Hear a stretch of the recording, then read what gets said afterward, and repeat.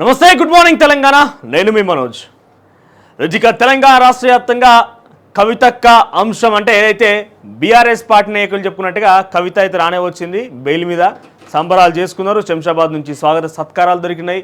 కొన్ని వందల కార్లతోని నిన్న కేసీఆర్ ఆయన ఇల్లైనటువంటి నందినగర్ హిల్స్లో ఉన్నటువంటి అక్కడ ఇంటికి వచ్చింది కవిత. తన అన్నకి రాఖీ కట్టింది. తర్వాత తల్లితో పాదాభివందనం చేసి రకరకాల వార్తలు అయితే ఉన్నాయి. ఇవేవి కూడా మనకు తిండి పెట్టాయి. ఇవేవి కూడా మనకి అంటే ప్రజలకు ఉపయోగపడి ప్రజల శ్రేయస్సు కోసం, ప్రజా సంక్షేమం కోసం, ప్రజా పథకాల కోసం ఉపయోగపడే ముచ్చటైతే కాదు. ఇవన్నీ మనకు ఉపయోగపడేది ఏంటంటే రైతు రుణమాఫీ, రైతు బంధు, వైద్యం సంబంధించిన అంశం ఏం తీసుకొస్తున్నారు, విద్యారంగానికి సంబంధించి ప్రభుత్వం ఎటువంటి నిధులు కేటాయిస్తుంది, విద్యారంగంలో ఎటువంటి మార్పులు చేర్పులు చేస్తుంది, వైద్య రంగంలో ఎటువంటి విధానాలు తీసుకొస్తుంది, ఇవి కావాలి మనకి. సో ఈరోజు స్పెషల్గా నేను డెఫినెట్గా రైతు రుణమాఫీ గురించి పదే మాట్లాడుతూ 2-3 రోజులుగా మీరు చూస్తూనే ఉన్నారు. రుణమాఫీకి సంబంధించిన అంశం రోజు తెర మీద తీసుకొస్తున్న రుణమాఫీ ఏమైందంటూ కూడా ప్రభుత్వాన్ని ప్రశ్నిస్తున్నాం. సో డెఫినెట్గా రైతు రుణమాఫీకి సంబంధించిన అంశంలో చూసేటువంటి వ్యూవర్స్ ఎవరున్నా కూడా కింద మాకు నెంబర్ స్క్రోల్ అవుతుంది సదాకర్ ఒకసారి. ఆ నెంబర్కి మీరు ఫోన్ చేయండి. రైతు రుణమాఫీలో ఎటువంటి సమస్యలు ఎదురవుతున్నాయి, మీకు ఎదురవుతున్న సమస్యలకు సంబంధించి ఎటువంటి సమస్యలు వస్తున్నాయనే విషయాన్ని మేము తెలుసుకోవాలనుకుంటున్నాం. తొలి వెలుగు ఆ విషయాన్ని తెలుసుకుని మా వంతుగా ప్రభుత్వాన్ని ఇంకే సమస్యల మీద దృష్టి పెట్టినట్టుగా సలహా సూచన, అవసరమైతే హెచ్చరిక కూడా చేసే విధంగా ప్రయత్నం చేస్తాం. మీ యొక్క శాశ్వత పరిష్కారం అంటే రుణమాఫీకి సంబంధించి కొంతమంది ఎటకారంగా కూడా, కొంతమంది అంటే ఒక సెక్టర్ ఆఫ్ పీపుల్ ఎటకారంగా కూడా సోషల్ మీడియా ఏం పని లేకుండా చూసుకుంటూ ప్రజా సమస్యల గురించి మాట్లాడడం మాలాంటి వాళ్ళ మీద మీరు మాఫీ చేస్తారా, మీరు చేస్తారా అంటే మేము మాఫీ చేయకపోవచ్చు, కానీ మాఫీ కావడంలో డెఫినెట్గా మరొక కీలక పాత్ర ఉంటుంది. మీలాంటి వాళ్ళ సమస్యల పరిష్కారం కోసం చూపించే దాంట్లో మరొక కీలక పాత్ర ఉంటుంది. ఇక్కడ స్క్రోల్ అవుతున్న నెంబర్ ఏదైతే ఉందో ఒకసారి నెంబర్ చెప్పు, 8885639261. ఈ నెంబర్కి మీరు ఫోన్ చేయండి. సరే, ఫోన్ ఆన్లో ఉందో చూసుకో. ఈ నెంబర్కి మీరు ఫోన్ చేయండి. మీకు ఎటువంటి సమస్యలు వస్తున్నాయి, ఫస్ట్ రుణమాఫీ గురించి మీరు ఏమేమి సమస్యలు ఎదుర్కొంటున్నారు. రైతు బంధుకి 3 నామాలు పెట్టి గోవిందా అనిపించేసిరిగా. రైతు బంధు అనే పథకం ఇక 10,000 అన్నారు, 15,000 అన్నారు, ఏమో అన్నారు. ఇంకా దాని గురించి ఊసు లేదు, ఉలుకు లేదు, పలుకు లేదు. రాష్ట్ర వ్యాప్తంగా ఉన్న కొన్ని జిల్లాల్లో వాళ్ళొక అభిప్రాయ సేకరణ అంటూ కూడా చేపట్టిన మంత్రులు. మరి వాళ్ళ గురించి ఏమవుతుంది, ఏం కథ అని చూడాలి. కానీ రైతు బంధు అటకెక్కించేసిర్రు. రుణమాఫీ అన్న అవుతుందా లేదా? ఇంకా 18,000 కోట్ల రుణమాఫీ కావాల్సిందనంటే కొన్ని లక్షల కుటుంబాలు దీని గురించి ఇంకా ఎదురు చూస్తున్నాయి. మీకు ఎటువంటి సమస్యలు ఉత్పన్నమవుతున్నాయి, క్షేత్రస్థాయిలో అధికారులు మీ ఇంటికి వస్తున్నారా లేదా, అగ్రికల్చర్ ఆఫీసర్ల దగ్గరికి వెళ్ళి మీరు దరఖాస్తు చేస్తే వాటికి ఏదైనా పరిష్కార మార్గం ఉందని కానీ లేదని కానీ వారు సమాధానం చెప్తున్నారా లేదా? మీ అభిప్రాయం ఏంటి? చాలా క్లియర్గా రేవంత్ రెడ్డి నా ఒక మీడియా చిట్చాట్లో చెప్పిన మాట ఏంటంటే 2 లక్షల పైబడి ఉన్న రుణాలు మాత్రం ఇక మాఫీ కావు. ఒకవేళ మాఫీ కావాలి అనుకుంటే 2 లక్షలకు పైగా ఎంత అయితే ఉందో అది మొత్తం చెల్లించి మీరు ఈ 2 లక్షల రూపాయల రుణమాఫీని అర్హత కలగజేసుకోవాలి, అర్హత సాధించాలన్నట్టుగా తెలుస్తోంది. సో మరి రైతు రుణమాఫీ గురించి ఎటువంటి సమస్యలు వస్తున్నాయి, రైతు రుణమాఫీ గురించి ఎటువంటి వాదనలు ఏర్పడుతున్నాయి, మీ నుంచి అభిప్రాయాలు తీసుకుందాం. ఒకసారి మీ నెంబర్ కాల్ చేయండి. ఇక మరొక బిగ్ బ్రేకింగ్ ఏంటంటే సీఎం రేవంత్ రెడ్డి సోదరుడు తిరుపతి రెడ్డికి నోటీసులు జారీ చేసింది. ఇక త్వరలో ఆయన ఇల్లు కూడా దుర్గం చెరువు FTL ఫుల్ ట్యాంక్ లెవెల్లో ఇక్కడ సమీప ప్రాంతంలో దుర్గం చెరువు FTLలో ఉన్నదన్నట్టుగా నోటీసులు జారీ అయినాయి. నిన్న ముఖ్యమంత్రి రేవంత్ రెడ్డి ఏమో ఉదయాన్నే అక్కడ తెలంగాణ సచివాలయం ఎదుట తెలంగాణ తల్లి విగ్రహానికి సంబంధించి భూమి పూజ తదనంతరం మీడియా సమావేశం ఏర్పాటు చేసి మీడియా ప్రతినిధులతో మాట్లాడినప్పుడుగా చిట్చాట్లో దమ్ముంటే కేటీఆర్ నేను ఏ రకంగా అయితే నీ భూమిని సంబంధించి జనవాడ ఫామ్ హౌస్ ఉందో అక్కడ డ్రోన్లు ఎగిరేసి చూపించినో, దమ్ముంటే నా కుటుంబీకుల పేరువైనా కనుక అటువంటి ఫామ్ హౌస్లో ఉంటే మీరు చూపియండి, నేనే దగ్గరుండి కూలగొడతా అని చెప్పి సవాల్ చేసిండు. సాయంత్రం కల్లా చూస్తే సీఎం రేవంత్ రెడ్డి సోదరుడికి నోటీసులు జారీ అయినాయి. మరి సీఎం తన్నా లేకపోతే సీఎంకి సంబంధించిన బంధువు కాబట్టి, సీఎం సొంత స్వయాన అన్న కాబట్టి మరి ఆయనకు కూడా ఇదే చట్టం వర్తిస్తుందా, ఇదే రకంగా కూలగొడతారా, లేదా మా అన్న కదా మరి మేము రాజులం పెత్తందారులం అని చెప్పి వాళ్ళు అన్న కాదా అని చెప్పి పక్కన పెడతారా, చూడాలి ఏం జరుగుద్దు అనేది. అయితే మొత్తం మీద సీఎం రేవంత్ రెడ్డికి అయితే నోటీసులు జారీ అయినాయి. ఇక మరోవైపు చాలా అగ్రెసివ్గా ఉక్కుపాదం మోపుతూ అక్రమాలని అరికట్టే విధంగా ముందుకు వెళ్తున్నటువంటి IPS ఆఫీసర్ రంగనాథ్, డెఫినెట్గా ఆయన మెచ్చుకోవాలి. ఎందుకంటే చాలా అగ్రెసివ్గా ముందుకు వెళ్తున్నాడు. మరి ఆయనకున్నటువంటి ప్రెజర్స్ కానీ ఆయనకున్నటువంటి ఆ విషయాలు పక్కన పెడితే చాలా అగ్రెసివ్గా వెళ్తున్నాడు. అంతేందుకు నేను ఒక విషయం అది ఎక్కడ పెద్దగా పేపర్లో కవర్ చేయలే, ఎందుకంటే మన పేపర్లకు అంత పెద్ద రాజకీయాలు కావాలి అవన్నీ కావాలి, కానీ ఇటువంటి సంబంధించిన అంశాలు చాలా తక్కువ చూపెడతా ఉంటాయి కొన్ని సందర్భాల్లో. నిన్న రామ్నగర్ నుంచి కొంతమంది వచ్చి అక్కడ మా ఇల్లు కొన్ని అడ్డంగా ఉన్నాయి సార్, మా ఇంటి నుంచి బయటికి నాలాలు వెళ్ళట్లేదు, నాలా మీద కొన్ని మంది అక్రమార్కులు వచ్చి ఇల్లు కట్టుకున్నారు సార్ అని చెప్పి ఒక సామాన్య మధ్యతరగతి కుటుంబాల రంగనాథ్ని కలిసినాయి. వెంటనే హుటాహుట వాళ్ళు కంప్లైంట్ ఇచ్చారు లేదు, అక్కడ సంఘటనా స్థలానికి పోయిండు, పర్యవేక్షించిండు, పరిశీలించి వెంటనే ఇరిగేషన్ అధికారులకి తర్వాత జిహెచ్ఎంసీ అధికారులకి మీరు దాని గురించి సర్వే చేసి మాకు రిపోర్ట్ ఇవ్వండి, మేము తెలుస్తామని చెప్పి చెప్పిండు. సో అటువంటి అగ్రెసివ్నెస్ కావాలి. మరి ఇంత అగ్రెసివ్గా ముందుకు వెళ్తున్నప్పుడు డెఫినెట్గా ఆయనకు ఇబ్బందులు ఉంటాయి. ఆ ఇబ్బందుల మధ్య ఆయనకి కొంతమంది ఆయనకు ప్రాణహాని ఉన్నట్టు కూడా నిఘా వర్గాలు అంచనా వేసినాయట. ఆయనకి ఏకంగా ప్రాణహాని ఉందని నిఘా వర్గాన్ని అంచనా వేసి ఆయనకి సెక్యూరిటీని కూడా నిన్న పెంచిరట. సో ఆయన సెక్యూరిటీ పెంచి మొత్తం ఆయనకి 3 రోజులు అవుతుంది సెక్యూరిటీ పెంచి, ఆయనకు ఇంటి ముంగట ఒక అవుట్ పోస్ట్ క్రియేట్ చేసి కొంత సెక్యూరిటీ మధ్యన ఆయన తిరుగుతున్న పరిస్థితి. సో డెఫినెట్గా అంత అగ్రెసివ్గా అంత అక్రమార్కుల మీద ఉక్కుపానం మోపుతున్నాడు కాబట్టి డెఫినెట్గా ఆ స్థాయిలోనే కొంత ప్రమాదం కూడా ఉంటుంది. సో ఏదేమైనా కూడా ప్రజల కోసం ఆయన కొన్ని మంచి కార్యక్రమాలు తీసుకుంటున్నాడు కాబట్టి డెఫినెట్గా ఆ దిశగా ముందుకు వెళ్తున్నాడు. డెఫినెట్గా ఆయన అనుకున్నటువంటి ఆ టార్గెట్ని రీచ్ కావాలి. మనం కూడా మనవంతుగా సామాన్య ప్రజానికంగా ఆయనకు మద్దతునిద్దాం. కానీ మీరు అధికార సంగతి కూడా చూడండి. ఇక్కడ కేవలం కూల్చివేతలు, సామాన్యుల కూల్చివేతలు, అక్రమార్కుల కూల్చివేతలే కాకుండా మీరు ఇదే స్థాయిలో మీ అధికారులు ఇచ్చిన తప్పిదాల మేరకే జరిగినాయి కదా, అధికారులను కూడా చర్యలు తీసుకునే రకంగా మీ దగ్గర కొంత ఆ సిచ్యువేషన్ కూడా ఉంటే, మీ దగ్గర ఆ పవర్ కూడా ఉంటే ఇంకా బాగుండేది. ఇక వివిధ వార్తాపత్రికల్లో వచ్చిన కథను దానికి సంబంధించి విశ్లేషణ చేసే ప్రయత్నం చేద్దాం.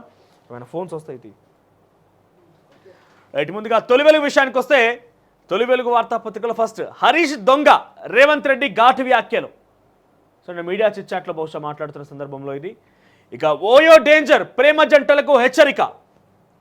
ఓయో హోటల్స్ల రూమ్స్లల్లో సీసీ కెమెరాలు పెట్టి అక్కడికి వచ్చినటువంటి ప్రేమ జంటలు కానీ లేకపోతే ఇంకెవరైనా కూడా వచ్చినటువంటి వాళ్ళు చేసేటువంటి కార్యకలాపాలు, రూమ్లో వాళ్ళు ఉన్నటువంటి తీరును మొత్తం కూడా చిత్రీకరించి అశ్లీల వీడియోలను చిత్రీకరించి వాటిని చూపించి ప్రేమ జంటలను భయభ్రాంతులకు గురి చేసి ప్రేమ జంటల నుంచి డబ్బులు డిమాండ్ చేస్తున్నట్టు ఒక కేటుగాడు కాదు, ఒక దుర్మార్గుడు. ఈయనకి ఎటువంటి శిక్ష వేసినా తప్పులేదు. ఇది గణేష్ అనే వ్యక్తి ఒంగోలు ప్రాంత వాసాటి, ఇక్కడ హైదరాబాద్ శంషాబాద్ పరిధిలో సిటా గ్రాండ్ అనే ఒక హోటల్కి సంబంధించి ఓయో హోటల్లో సీసీ కెమెరాలు పెట్టిందట. బల్బు హోల్డర్స్ ఉండే దగ్గర పలు చోట్ల సీసీ కెమెరా పెట్టిందట. ఇక నా సత్తా చూపిస్తా, ప్రజాక్షేత్రంలో బలంగా పనిచేస్తా, నిజం నిలకడ మీదే తెలుస్తుంది, నేను ఎలాంటి తప్పు చేయలేదు, కడిగిన ముత్యంలా బయటపడతా, ఎప్పటికైనా న్యాయం ధర్మమే గెలుస్తుంది. ఎమ్మెల్సీ కవిత సంచలన వ్యాఖ్యలు. ఇంటికి రాగానే కుటుంబ సభ్యులను చూసి భావోద్వేగం. నేడు ఎర్రవల్లిలో కేసీఆర్ ఎన్నికలున్న కవిత. సో ఈరోజు తండ్రి దగ్గరికి ఫామ్ హౌస్ అవబోతుందట. సుమారు ఒక వారం రోజుల పాటుగా తండ్రితో అక్కడికి గడిపే అవకాశం ఉన్నదట. కొంత కులాసాగా ఆ చుట్టూ ప్రకృతిని చూసుకుంటూ నాయనతో ఉండే అవకాశం ఉన్నదట. ఇక ఒకసారి కమ్యూనిటీలో ఒక పోల్ పెట్టు, సత్తా చూపిస్తా, పాదయాత్ర వేయడానికి సిద్ధమవుతుందట కవిత. తెలంగాణ రాష్ట్రానికి ఒక చర్చ నడుస్తోంది. దాని నిజానిజాలు ఏంటి బహిరంగంగా వాళ్ళు ఎక్కడ ప్రకటించలేదు. కానీ బీఆర్ఎస్ పార్టీ వర్గాలు ఒక చర్చ ఏంటంటే రానున్న రోజుల్లో తెలంగాణ రాష్ట్ర వ్యాప్తంగా కవిత పాదయాత్రలు చేయబోతుందంట. సో నా సత్తా చూపిస్తా అని చెప్పి కవిత చెప్తున్న మాటలకి తను పాదయాత్ర చేయబోతోంది. కవిత ఇన్ఫ్లుయెన్స్ ఏ రకంగా ఉంటుంది, రాజకీయంగా ఎటువంటి విషయాలు బయటకు వస్తాయని చూడాల్సి ఉంది. సో కవిత మాట్లాడుతున్నటువంటి ఈ మాటల్ని, సత్తా చూపిస్తా అని చెప్పే మాటల్ని సో ఏం చేయబోతోందో చూడాల్సిన అవసరం ఉంది. కవితకు సంబంధించి ఒక పోల్ పెట్టేదన్నా. ఇక తెలంగాణ తల్లి విగ్రహ నమూనా మార్పు, సచివాలయంలో విగ్రహ ఏర్పాటుకు భూమి పూజ డిసెంబర్ 9 ఆవిష్కరిస్తామన్న సీఎం రేవంత్. ఇక రంగనాథ్కు ప్రాణహాని, రియల్ మాఫియా పనిపడుతున్న హైడ్రా చీఫ్, దాడి చేసే ప్రమాదం ఉందని ఇంటెలిజెన్స్ హెచ్చరిక. ఇక హైడ్రాకు ఫుల్ పవర్స్, త్వరలో కొత్త చట్టం, విధి విధానాలు రూపొందించిన ప్రభుత్వం, ప్రజలకు నేరుగా ఫిర్యాదులు చేసేలా ఏర్పాట్లు. ఒక ప్రైవేట్ పోలీస్ స్టేషన్, అంటే దీనికి సంబంధించి ఒక సపరేట్ పోలీస్ స్టేషన్ కూడా ఏర్పాటు చేయబోతున్నారట. హైడ్రాకి ఒక సపరేట్ పోలీస్ స్టేషన్ ఉంటుంది, ఒక వ్యవస్థ ఉంటుంది, సపరేట్గా ఎటువంటి నోటీసులు లేకుండానే కూల్ చేసేటువంటి ఒక హక్కు కూడా ఉంటుందట. ఇక కూల్చుడు పక్క, జన్వాడ ఫామ్ హౌస్ వద్ద మరోసారి సర్వే, నాలా ఆక్రమణకు గురైనట్లు లెక్కలు, ఫామ్ హౌస్ను కూల్చొద్దంటూ హైకోర్టుకు వెళ్ళిన ప్రదీప్ రెడ్డి. మల్లారెడ్డి అల్లుడికి హైడ్రా నోటీసులు. ఏకంగా కాలేజ్ మొత్తం 8 ఎకరాల జాగ మొత్తం కూడా కాలేజీకి ఆక్రమించేసారట. 8 ఎకరాల చెరువుని కాలేజ్ మొత్తానికి ఆక్రమించేసారట. 8 ఎకరాల చెరువుని, అంతా ఇంత కాదు. మరి దాని నుంచి ఎన్ని పైసలు కొల్లగొట్టింటారు? ఒక్కొక్క సీటుకి 4-5 లక్షలు, అంటే ఎంత కమర్షియల్గా లాభం పొందుంటారు. ఫస్ట్ ఆ డబ్బులో కూడా రాబట్టాలి. ఇది ఒకటే కాదు, ముఖ్యంగా ఇల్లు కట్టుకున్న సంగతి కొన్ని విషయాలు పక్కన పెడితే ఇక్కడ కమర్షియల్ కాంప్లెక్స్లు ఏర్పాటు చేసి కమర్షియల్గా వాటిని వినియోగించుకుంటారు కదా, వాళ్ళ నుంచి తిరిగి వాళ్ళు ఎప్పుడు కబ్జా చేసిర్రు, ఎప్పుడు ఇళ్ళ నిర్మాణం జరిగింది, అప్పటి నుంచి ఇప్పటివరకు ఎంత అయితే వాటి నుంచి గడించినమో వాళ్ళ నుంచి కొంత తిరిగి డబ్బులు కూడా జప్తు చేసే ప్రయత్నం చేయాలి. లేకపోతే 8 ఎకరాలుగా అక్రమంగా అక్కడ కట్టడాలు చేసి కాలేజ్ ఏర్పాటు చేసుకొని ఒక్కొక్క సీటు 4-5 లక్షలు పెట్టి సీటు కొనుక్కొని అక్కడ పిల్లలు చదువుకోవాల్సిన పరిస్థితి. అంటే యావరేజ్గా మనం తీసుకుంటే ఒక్కో బీటెక్ కాలేజీలో, మల్లారెడ్డికి సంబంధించిన బీటెక్ కాలేజీలో యావరేజ్గా 1000-2000 మంది ఉంటారు. అది యావరేజ్గా. అంటే ఒక్కొక్కరి నుంచి 4 లక్షలు అంటే కొన్ని కోట్ల రూపాయలు, ఒక సంవత్సరానికి కొన్ని కోట్ల రూపాయలు డబ్బులు సంపాదించుంటారు. సో అవన్నీ తిరిగి అవి కూడా లెక్కలు తీయాలి.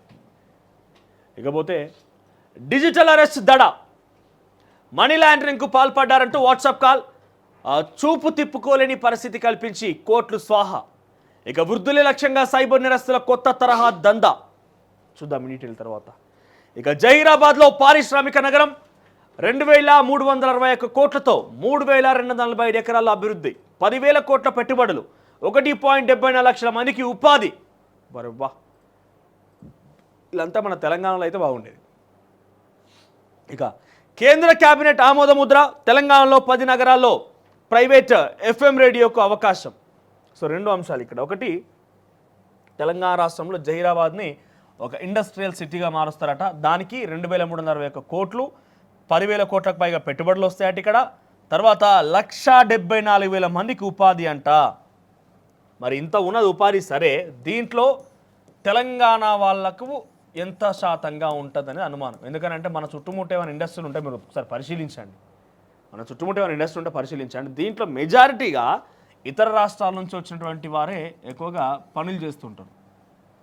సో వాళ్ళని రావద్దు, ఇక్కడ పని చేయవద్దని ఎక్కడ లిమిటేషన్ కానీ అటువంటి ఏం లేదు. కానీ తెలంగాణ వాళ్ళకు వాటా తెలుసండి. మీరు 80% నుంచి 90% వరకు తెలంగాణ వాళ్ళకి ఇవ్వాల్సిన అవసరం ఉంటుంది. ఎందుకంటే తెలంగాణ అనే దాంట్లో మీరు రిసోర్సెస్ వాడుకుంటున్నారు, ఇక్కడ ఉపాధి అవకాశాలు లేక చాలామంది ఇబ్బందులు పడుతున్నారు. రాష్ట్రం మొత్తం నిరుద్యోగులు లెక్క కడితే కేవలం అక్కడ వన్ టైం రిజిస్ట్రేషన్ చేసుకున్న వారి సంఖ్య 35 లక్షలుగా ఉన్నది. అంటే ఎంతటి స్థాయిలో నిరుద్యోగత ఉన్నదని అర్థం చేసుకోవాలి. సో ఈ క్రైసిస్లోనన్నా మీరు వీళ్ళకు సంబంధించి ఏదైనా అవకాశాలు, స్కిల్ లేదని అంటారు. స్కిల్ లేకపోతే స్కిల్ ఏర్పాటు చేయాలి. అంటే స్కిల్ యూనివర్సిటీ కోసం రాష్ట్ర ప్రభుత్వం ఏదో భూమి పూజ కూడా చేసింది అనుకోండి, అది కాదు. ఇక్కడ ఏ కంపెనీలు అయితే ఏర్పాటు చేస్తారో వాళ్ళు ముందుగా స్కిల్ చేయాలి ఎంప్లాయీస్ని. లేకపోతే అక్కడ ఉన్నటువంటి నిరుద్యోగులకు వాటి విషయాలు అవగాహన లేకపోతే అవగాహన కల్పించాలి. సో ఇటువంటి ఉద్యోగాల కనుక మేజర్ పోర్షన్ తెలంగాణ వాళ్ళకు వస్తే ఇటువంటి ఇండస్ట్రీస్ వచ్చినా కూడా ఒక సార్థకత, ఒక లాభం అనేది ఉంటుంది. లేదు మొత్తం బయటనే పట్టుకొస్తాం, లేకపోతే ఇక్కడ స్కిల్ లేదని వేరేటలో పట్టుకొస్తాం, ఇష్టం ఉన్నట్టుగా చేస్తాం అనుకుంటే అది మనకు ఇబ్బందికరం. ఇక మరోవైపు ఆక్రమణల తప్ప పార్టీలను చూడబోం. ఇక్కడ ఎవరైతే ఆక్రమించారో ఆ ఆక్రమణలు తప్ప ఏ పార్టీలో ఉన్నారు, వారు ఏ పార్టీలో నాయకుడిగా ఉన్నారా, పదవిలో ఉన్నారా లేదా అనే విషయాన్ని మేము పరిగణలోకి తీసుకోము. కేవలం మేము చూసేదల్లా ఆక్రమణలు మాత్రమే అనేది రేవంత్ రెడ్డి నా మీడియా చిట్చాట్లో మాట్లాడినంట. సరే ఇక్కడ ఏం మాట్లాడిన తర్వాత మీకు డీటెయిల్గా చెప్పే ప్రయత్నం చేస్తా. ఇక మన కన్న తల్లులను తలపించేలా తెలంగాణ తల్లి విగ్రహం, మిలియన్ మార్చ్ తరహాలో డిసెంబర్ 9 విగ్రహావిష్కరణ, మేధావుల సూచన మేరకే సచివాలయం ఎదుట రాజీవ్ విగ్రహం అన్న సీఎం. మరి ఆ మేధావులు ఎవరో అక్కడ పెట్టమని చెప్పింది. ఇక అసలే నేరం ఆపై దుఃఖభారం. మీరు చాలా నిజంగా డీటెయిల్గా చూస్తే నిజంగా కొంత బాధ అనిపించింది. మీకు చెప్తా దాని గురించి. అంటే తమ్ముడు ట్రాక్టర్ డ్రైవింగ్ చేస్తూ ఒక చిన్న రోడ్డు పైన వెళ్తూ అటుగా వచ్చిన బైక్ని తెలియక, అంటే చిన్న యాక్సిడెంట్ జరిగింది. ఆ యాక్సిడెంట్లో అక్కడ మరణించారు. తర్వాత అక్కడ నుంచి వెళ్ళిపోయిండు. నైట్ వెళ్ళిపోయి ఫోన్ స్విచ్ ఆఫ్ చేసుకొని పడుకున్నాడంట. తెల్లవారు వచ్చిన తర్వాత వాళ్ళ కుటుంబీకులు కొంత ఆందోళన చెంది ఇట్లా ఎవరు జరిగింది, ఏం జరిగిందని మనం అంచనా వేస్తూ పోతే ఒక ట్రాక్టర్ గుద్దింది వాళ్ళని. ట్రాక్టర్ అచ్చులు కనబడ్డాయంట కింద రోడ్డు పైన. ఆ ట్రాక్టర్ వద్దంటే పలానా వ్యక్తి, ఎవరు నడిపారంటే ఈయన అంటే ఆ నడిపిన వ్యక్తి ఎవరో కాదు, ఈ సంతోష్ అనే వ్యక్తి యొక్క సొంత తమ్ముడు. ఎవరికి యాక్సిడెంట్ చేసి వెళ్ళిపోయిండు, ఎవరనేది గుర్తుపట్టలే.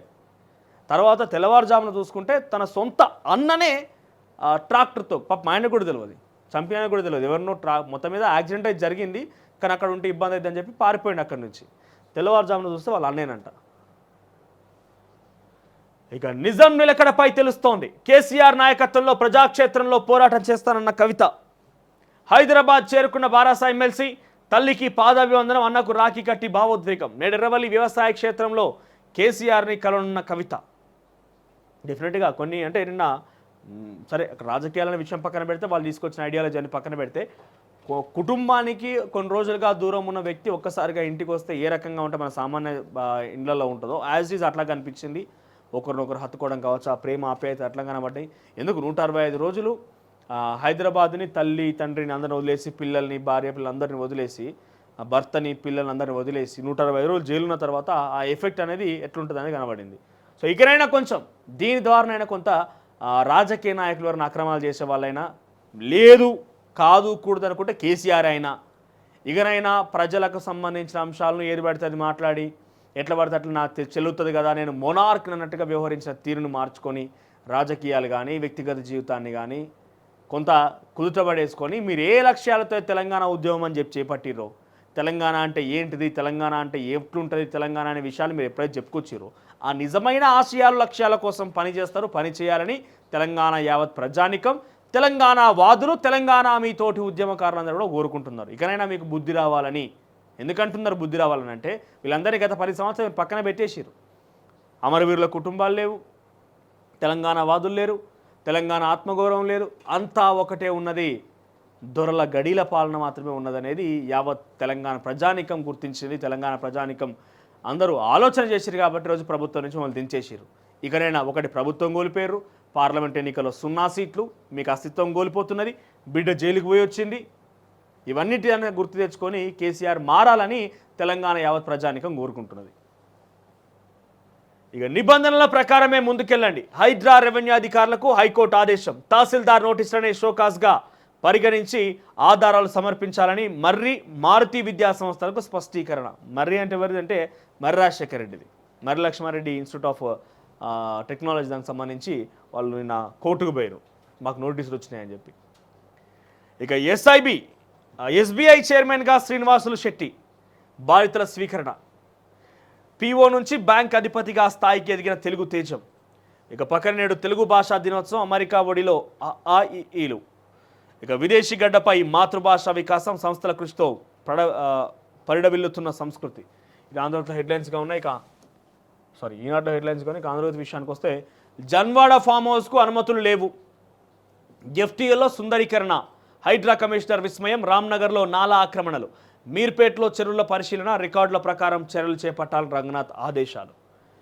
ఇక కొందరినే టార్గెట్గా చేయొద్దంటున్న హైకోర్టు. హైడ్రాకు సంబంధించి కొందరిని మాత్రమే టార్గెట్గా చేయొద్దు, ఇదే రకమైన పరిస్థితి, ఇదే రకమైన సిచ్యువేషన్ అందరికీ వర్తించేలాగా ఉండాలని నిన్న హైకోర్టు హైడ్రాను సూచించింది. ఇక సీఎం సోదరి ఇంటికి నోటీసులు, దుర్గం చెరువు ఎఫ్టీఏలో తిరుపతి రెడ్డి ఇల్లు ఆఫీసు. ఇక 30 రోజుల్లో తొలగించాలంటూ నెక్టర్స్ డాక్టర్స్ కాలనీలు, కావూరి హిల్స్ వాసులకు జారీ. 30 రోజుల్లో తొలగించాలట. ఇక మరి తిరుపతి రెడ్డి ఇల్లు తొలగిస్తాడా రేవంత్ రెడ్డి? రంగనాథ్ ఆ ప్రయత్నం చేస్తాడా చూడాలి. ఎఫ్టీఎల్లో ఉందంట, దుర్గం చెరువు ఎఫ్టీఎల్లోనే, బఫర్ జోన్ కాదు, ఇంక ఎఫ్టీఎల్ అంటే చెరువునే కబ్జా చేసి ఇల్లు కట్టినట్టుగా ఎఫ్టీఎల్ అంటే. ఇక కూల్చివేతలపై తగ్గేదేలే, ఎన్ని ఒత్తిళ్లు వచ్చినా హైడ్రా ఆగదు. ఇక స్మార్ట్ జహీరాబాద్. ఇక చిత్రహింసలు పెట్టారు. ముంబై నటి కాదంబరి, ఆమె తల్లి ఆశా ఆవేదన. వైసీపీకి సంబంధించిన నాయకులు తనని చిత్రహింసలు పెట్టినట్టు ఒక వార్త. ఇక కంచే చేను మేస్తే సైబర్ నేరగాళ్లకు బ్యాంక్ మేనేజర్ సాయం. ఒక జిమ్ ట్రైనర్తో కలిసి షంషీర్ గంజ్ అంట, ఇక మన దగ్గర ఏరియా ఉందా షంషీర్ గంజ్ అనేది, షంషీర్ గంజ్ అనే ఏరియాలో ఎస్బీఐ మేనేజర్ ఆయన 175 కోట్ల రూపాయలని వివిధ బ్యాంక్ అకౌంట్కి మార్చిందంట. 175 కోట్లు, 1 రూపాయి 2 రూపాయలు కాదు, 2 నెలల్లో 6 ఖాతాలకు మరలించినట్టు డబ్బుని. ఇక జగన్కు బిగ్ షాక్, వైసీపీకి మోపిదేవి గుడ్ బై. ఇక రాజ్యసభకు నేడు రాజీనామా. భారీగా పెరిగిన విద్యార్థుల ఆత్మహత్యలు, జనాభా పెరుగుదల రేటును దాటేసిన వైనం. మహారాష్ట్ర, మధ్యప్రదేశ్, తమిళనాడులో అత్యధికం, యువకుల్లో కంటే యువతుల్లోనే ఎక్కువ. మానసిక ఒత్తిడి తదితర కారణాలతో కౌన్సిలింగ్తో నివారణ. ఆత్మహత్యలు చేసుకుంటున్నాడు చిన్న చిన్న కారణాలకి, పెద్ద కారణాలు ఏముండే ఆడ. ఇన్ఫ్యాక్ట్ కొన్ని విషయాలు, బాయ్ ఫ్రెండ్ మెసేజ్ చేయలేదనో, తల్లిదండ్రులు మందలించిరనో, ఇంటికి లేటుగా వస్తే నాయన తిట్టిండనో, ఇటువంటి చిన్న చిన్న కారణాలతోనే నిత్యం ఏమంటారు మా ఇంటిది ఇక్కడ జనాభా పెరుగుదల కంటే, పాపులేషన్ ఇంక్రీజ్ కంటే కూడా మరణాల సంఖ్యనే ఎక్కువగా ఉన్నదంట. ఇక పక్కనే అమ్మకాళ్లకు మొక్కి అన్నకు రాఖీ కట్టి కేటీఆర్ చెయ్యి అందుకొని ఇంట్లోకి వెళ్తుంది కవిత. అభివాదం అంట. ఆవిడ బయటకు పోయే రోజు కూడా అట్లనే అన్నతోని చేతులు పట్టుకొని కిందికి వచ్చి అభివాదం చేసి బయటకు వచ్చింది. ఇప్పుడు సేమ్ కానీ ఒక విషయం ఏంటంటే ఇంత ఎలివేషన్ అవసరం లేదు. నాకు చాలామంది కూడా నేను కూడా మాట్లాడుతున్న టైంలో కావచ్చు, చాలామంది కామెంట్స్ కానీ లేకపోతే నాకు ఫోన్ చేసి చెప్తారు ఏంటంటే అన్న ఎలివేషన్ బాగా అవుతుందని. అంటే ఎలివేషన్ మేం కాదు చేస్తున్నది, అంత ఎలివేషన్ అక్కడ ఉన్నది. మరి ఒక వీరనారి ఝాన్సీ లక్ష్మీబాయి లెక్కనో లేకుంటే రాణి రుద్రమ లెక్కనో ఇంకెవరో మహామహులు ఉంటారు కదా, అటువంటి ఉద్యమాలు చేసి బయటికి వచ్చినటువంటి వీర వనిత అన్నట్టుగా తను చిత్రీకరిస్తున్నారు. కాబట్టి అక్కడ అవి చెప్పాల్సి వస్తుంది. మరి తప్పు ఏం చేయలేం. అంత ఎలివేషన్ ఇస్తున్నారు అక్కడ. అంత ఎలివేషన్ పనికి రాదని మేము కూడా చెప్తూనే ఉన్నాం. కానీ ఇక్కడ జరిగే విషయాన్ని మీ దృష్టికి తీసుకురావాలి కదా. ఇక శత్రువుల పీచమనిచే అనుజలాంతర్గామి ఐఎన్ఎస్ అరిగాత్ రెడీ. సో మరొక సబ్మెరైన్ రెడీ అయిందట. ఇక నైపుణ్య శిక్షణ యోగి సర్కార్ సోషల్ మీడియా ధమాకా. ఇది బాగుంది, ఒకసారి వార్త జూమ్ చేసుకో. ప్రభుత్వ పథకాలు ప్రచారం చేసే ఇన్ఫ్లుయెన్సర్లకు పారితోషికం నెలకు 2 లక్షల నుంచి 8 లక్షల దాకా చెల్లింపట. సోషల్ మీడియా ఇన్ఫ్లుయెన్సర్లు స్కీమ్స్ని ఆ ప్రజల్లోకి తీసుకెళ్లేందుకు ఇన్ఫ్లుయెన్స్ చేస్తే, వాళ్ళ యొక్క వీడియోస్ చేస్తే వాళ్ళకి 8 లక్షల రూపాయలు ఇస్తున్నాడట యోగి సర్కార్ ఉత్తరప్రదేశ్లో. ఆయనదేం పోతుంది, మంది పైసలేనా. ఇంట్లో కష్టపడి చెమటోర్చి అభయ సంపాదించిందో లేకుంటే ఆయన సంపాదించిందో అయితే ఎవరికైనా ఇబ్బంది. ఇన్ఫాక్ట్ ఎవరైనా ముఖ్యమంత్రి అది రేవంత్ రెడ్డికి వర్తిస్తుంది, కేసీఆర్కి వర్తిస్తుంది, ఇంకెవరికైనా వర్తిస్తుంది. ఇటువంటి అడ్డగోలు ఖర్చులు పెట్టే దగ్గర వాళ్ళ పైసలు అయితే కాదు, అడ్డగోలుగా మంది పైసలేనా. ఇక ఎక్స్ డౌన్ ఇండియా యుఎస్ సహా పలు దేశాల అంతరాయం కారణం ఏంటో వెల్లడించని ట్విట్టర్ మేనేజ్మెంట్. ఇక ఇండస్ట్రియల్ స్మార్ట్ సిటీ 2361 కోట్ల వ్యయం, 101.74 లక్షల మందికి ఉపాధి. ఇంకా నేను రేవంత్ రెడ్డిని ఎవరిని వదలా. చూద్దాం, మీ అన్నకి నోటీసులు వచ్చినాయి కదా, వదులుతారా లేదా అని తెలుస్తుంది. ఇక బెంగాల్ బంద్లో హింస, ట్రైనీ డాక్టర్ హత్యను ఖండిస్తూ ర్యాలీ చేసిన స్టూడెంట్పై పోలీసులు లాఠీచార్జ్ చేశారు. ఇక్కడ స్టూడెంట్లుగా ఇక్కడ ర్యాలీ చేసింది చాలా క్లియర్గా నేషనల్ మీడియా మొత్తం చెప్పుకొచ్చింది. అంటే బీజేపీ పార్టీయే దీన్ని పూర్తిగా పొలిటికల్ రంగు పులిమేందుకు ఇష్టానుసారంగా కొన్ని ప్రొవోకేటెడ్ ధర్నాలు, ప్రొవోకేటెడ్ ర్యాలీలు చేపట్టిస్తే దీన్ని పూర్తిగా వీళ్ళు ఏం చేస్తారంటే తృణమూల్ కాంగ్రెస్ని దెబ్బగొట్టాలి. దీంతో ప్రభుత్వంలో ఉంది కాబట్టి ఈ అంశాన్ని ఉపయోగించుకొని ఇష్టానుసారంగా, అంటే అక్కడ కొన్ని మాటలు బీజేపీ నాయకుల మాటలు మాట్లాడినటువంటి మనం ట్రాన్స్లేట్ చేస్తే కనుక శవాల మీద పేలాలు ఎరుకునే రకంగా బీజేపీ అక్కడ ప్రవర్తిస్తుంది. శవాల మీద పేలాలు ఎరుకోవడం అంటే చిన్న మాట ఏం కాదు. అది ఆ రకంగా ప్రయత్నాలు చేసి అక్కడ శివ రాజకీయాలు చేసే ప్రయత్నం చేస్తున్నది. సో అక్కడ డాక్టర్ అత్యాచారం జరిగిన విషయం అందరికీ తెలిసింది. దేశం మొత్తం మాట్లాడుకుంటూ దేశం మొత్తం ఆందోళన చేపడుతున్నారు. ఇప్పుడు బీజేపీకి సిబిఐకి ఏమని కోరింది వాళ్ళే. సిబిఐకి ఇచ్చి సుమారుగా ఆగస్టు 9వ తేదీన ఈ అత్యాచారం జరిగింది. ఈరోజు 29, అంటే ఎగ్జాక్ట్గా 20 రోజులు కావస్తున్నది. సిబిఐకి ఆ కేసు అక్కడ మొదట్లో ఒక 5 రోజుల తర్వాత ఇచ్చేసారు. సుమారుగా ఆగస్టు 14, ఆగస్టు 13కు వాళ్ళకి కేసు వెళ్ళిపోయింది. ఇప్పటికీ సుమారుగా యావరేజ్గా అది చూసుకున్నా కూడా మనకి 17-18 రోజులు కావస్తున్నది. మరి 17-18 రోజుల్లో మీరు తేల్చింది ఏందయ్యా? సిబిఐ తేల్చింది ఏంటిది? మీరే కదా సిబిఐ ఎంక్వైరీ డిమాండ్ చేసింది. సార్ తృణమూల్ కాంగ్రెస్ కొన్ని ఆధారాలు ధ్వంసం చేసే ప్రయత్నం చేసింది, పోలీసులు అండదండలు ఇవన్నీ ఉన్నాయి. సో సిబిఐని తేల్చి సిబిఐ కఠినంగా శిక్షిస్తే అయిపోతుంది కదా. కానీ ఒక ప్రభుత్వమే పూర్తిగా జూనియర్ డాక్టర్లకు వ్యతిరేకంగా ఉన్నదనే రకంగా చిత్రీకరించే ప్రయత్నం బీజేపీ చేస్తుంది అనేది తృణమూల్ కాంగ్రెస్ ఆరోపిస్తోంది. సో రాజకీయాలు చేయడంలో బీజేపీ అంత దిట్ట ఏ పార్టీ కూడా చేయదు. అట్లా దేన్ని ఎట్లా మలుచుకోవాలో తెలుసు. ఇక వర్సిటీలుగా పోస్టుల భర్తీ, యూనివర్సిటీల్లో టీచింగ్, నాన్ టీచింగ్ పోస్టుల భర్తీకి సర్కార్ సిద్ధమవుతోంది. అయితే కామన్ రిక్రూట్మెంట్ ఆలోచనను పక్కన పెట్టి వర్సిటీల వారీగానే నియామకాలు చేపట్టాలని ప్రభుత్వం భావిస్తోంది. గతంలో కేసీఆర్ ముఖ్యమంత్రిగా ఉన్నప్పుడు కామన్ ఎంట్రన్స్ టెస్ట్ అవ్వడం అన్ని యూనివర్సిటీలో కలిపి ఒకే ఎగ్జామ్ ఉండేది, కామన్ రిక్రూట్మెంట్ టెస్ట్ అనేది ఉండేది, సిఆర్టీ. కానీ ఇప్పుడు అది తొలగించేసి ఇప్పుడు యూనివర్సిటీల వారీగా నియామకాలు చేపట్టే అవకాశం ఉందంట. ఏంటి teaching staff, non teaching staff, అక్కడ జూనియర్ లెక్చర్లకు సంబంధించిన అంశాలు. ఎస్బీఐ చైర్మన్గా పగ్గాలు చేపట్టిన గద్వాల బిడ్డ. ఇక ఏక్ ఫసలా పట్టాలతోనే చెరువులకు ఎసరు. తర్వాత ఆక్రమణదారులకు ముందు నోటీసులు ఇవ్వండి, ఆధారాలు పరిశీలించాలకే చర్యలు తీసుకోండి అంటూ హైకోర్టు సూచించిందట. ఇక జనవాడ ఫామ్ హౌస్ వద్ద అధికారుల సర్వే, ఫిరంగినాలా హద్దులు, సర్వే నెంబర్ను పరిశీలించిన అధికారులు. రుణమాఫీపై ఫీల్డ్ సర్వే షురు, టెక్నికల్ సమస్యలున్న రైతులు ఇళ్లకు ఆఫీసర్లు. ఎస్, ఇందుకే నేను మీ అభిప్రాయాలు అడిగింది. రుణమాఫీ విషయంలో మీ ఇళ్లకు అధికారులు వస్తున్నారా? 18,000 కోట్ల రూపాయలు ఇంకా రుణమాఫీ కావాల్సి ఉన్నది.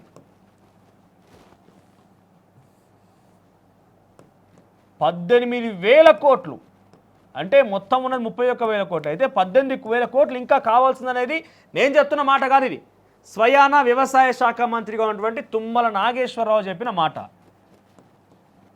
సో దీన్ని బట్టి చూస్తే సగానికి పైగా ఉన్నారు కదా ఇంకా. మరి సగానికి పైగా ఉన్న అందరికీ రుణమాఫీకి సంబంధించిన అంశం నడుస్తున్నదా లేదా? మీ ఇళ్ళకి అధికారులు, ఇక్కడ చూడండి, టెక్నికల్ సమస్యలు ఉన్న రైతుల ఇళ్లకు ఆఫీసర్లు కనబడుతున్నారు కదా ఇక్కడ. మీ ఇళ్ళకి ఆఫీసర్లే ప్రచారం జరుగుతున్నది. దీనిలో వాస్తవాలేంటి? మీ నుంచి అభిప్రాయం కావాలి, వస్తున్నారా లేదా, మీకున్న సమస్యలు ఏంటి?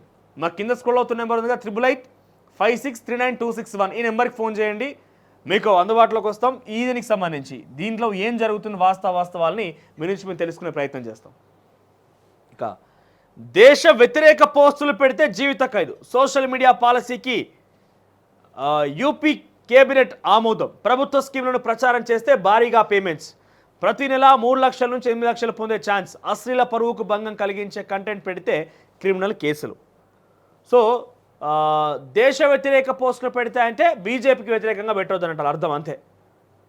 బీజేపీకి వ్యతిరేకంగా ఎవరైనా పోస్టులు పెడితే మీరు ఇక జైలు శిక్ష అన్నట్టుగా వాళ్ళు ఒక ఇండైరెక్ట్ సిచ్యువేషన్ అది. ఇక నమస్తే తెలంగాణ, ఇలా ఫోటో ఆల్బమ్ ఉన్నది కదా మొత్తం, కవితక్క అని. ఏంది ఇది? అవి సాక్ష్యాలు కానే కావు. హైకోర్టు కస్టడీలో నిందితులను ఇచ్చే నేరారోపణ వాంగ్మూలాలను ఎవిడెన్స్గా తీసుకోవద్దు, వాటిని ఆధారాలుగా కోర్టులు పరిగణించొద్దు. పిఎంఎల్ఏ కేసులో సుప్రీంకోర్టు కీలక తీర్పు. ఈడీ కేసులకు బెయిల్ రూల్ అంటున్న ధర్మాసనం. ఇక తాజా తీర్పుతో ఢిల్లీ మద్యం పాలసీ కేసు నీరుగారినట్టే అంటున్నారు న్యాయ నిపుణులు. ఇది మొత్తం కూడా prevention of money laundering act, అంటే డబ్బులనే తప్పుదారి పెట్టినాయి, తప్పుదోవగా అక్రమంగా సంపాదించిన ఒక ఆరోపణతోని కవితను జైలుకి తీసుకెళ్ళారు. పాలసీ మేకింగ్ ఒక ఎత్తు, ఈడీ మొత్తం కూడా ఈ డబ్బుకు సంబంధించిన అంశమే. సిబిఐ అక్కడ ఏం జరిగింది, ఎటువంటి క్రైమ్ పాల్పడఅనేది సిబిఐ. అయితే నిన్న ఒకటి పిఎంఎల్ఏకి సంబంధించి పెద్ద ఎత్తున సేమ్ ఎవరైతే కవిత కేసును వాదించారో వాళ్ళు నిన్న పిఎంఎల్ఏకి సంబంధించినట్టు కేసులు వాదన జరిగింది. ప్రతివాదులు వాదుబాదుల తర్వాత ఇక్కడ చెప్పిన అంశం ఏదట అంటే కేవలం మాటలతోనే మనం పూర్తిగా తీసుకొని వాళ్ళ మీద కేసులు బదలాయించలేమన్నట్టుగా చెప్తున్నారట. ఇంకా పోరాటం ఆగదు, ఏ తప్పు చేయకున్నా రాజకీయ కక్ష సాధింపులో భాగంగానే నాపై కేసు పెట్టారు. ఈ విషయం అందరికీ తెలుసు. నా విడుదల కోసం వేచి చూసిన తెలంగాణ సమాజానికి ఓరు నాయను ఒక్కసారి సదాక కమ్యూనిటీలో పోలైంది, అది పెట్టినాం ఏమన్నా, ఏం పెట్టినాం? తెలంగాణ సమాజమా, కవిత కోసం మీరు ఎప్పుడు విడుదల వద్దా అని ఎదురు చూసిరంట.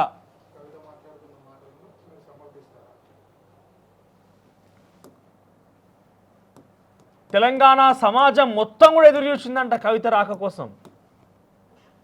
ముఖ్యమంత్రి కదా, మరి పరిపాలన ఆగిపోతుందా? మీరు వస్తే కదా మళ్ళీ ఏమైనా స్కాములు గీములు ఉంటే తెర మీదకి రావడానికి, అందుకే మీకోసం ఎదురు చూసినట్టున్నారు. తెలంగాణ ప్రజలు మాట్లాడుకుంటున్నారు. కవిత మాట్లాడుతున్న మాటలను మీరు సమర్థిస్తారా? ఏమంటుంది ఆవిడ అంటే చెండాడుతా అంటుంది, వడ్డీతో సహా చెల్లిస్తానంటుంది, తెలంగాణ సమాజం ఎదురు చూసిందని అంటున్నది, పాదయాత్రలు చేస్తానంటున్నది, ఇంకా రకరకాలుగా మాట్లాడుతున్నది. ఆ మాటలు మీరు సమర్థిస్తారా అంటే కాదు అని 63% మంది చెప్తున్నారు. 63% మంది కాదు అని సమాధానం చెప్తున్నారు.